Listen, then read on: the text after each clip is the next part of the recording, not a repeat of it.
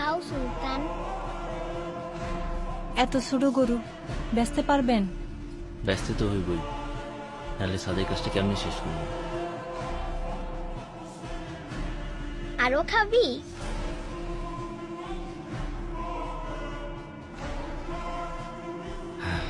বাজান, তুমি সুলতানরে নিয়ে কই যাও? তোমার জন্য ঈদের জামা আনতে শহরে যাই। সত্যি তো?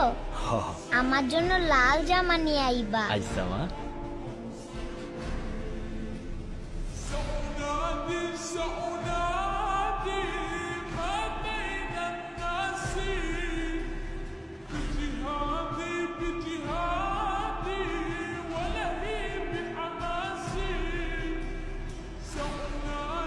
ভাই, এইটাই না ছোট গরু ছোট পিকাবে।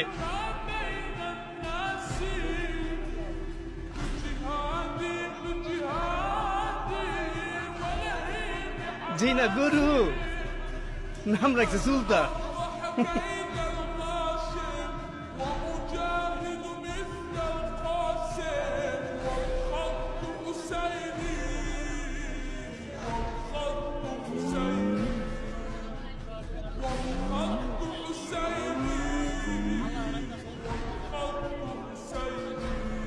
বাহ, গরুটা তো অনেক কিউট।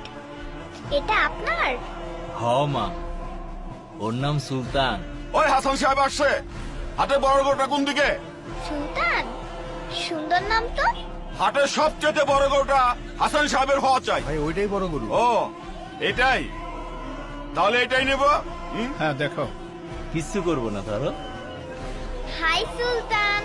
সাবধানে বাবা, হ্যাঁ? এবার আমরা সুলতানকেই নিব।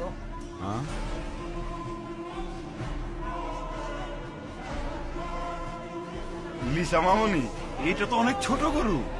বাবা, কোরবানির পশু কি সবচেয়ে বড়ই হতে হয়?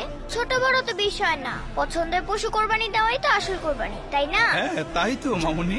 এত ছোট গরু নিয়ে মহল্লা ঢুকলে পরে মান ইজ্জত কিছুই থাকবো না। বস ওইদিকে। থামো চান মিয়া, আমার মেয়ের মুখের হাসিটা দেখেছো? তাই আমি ঠিক করেছি ওই সুলতানই হবে আমাদের এবারের ঈদের একমাত্র কোরবানির গরু।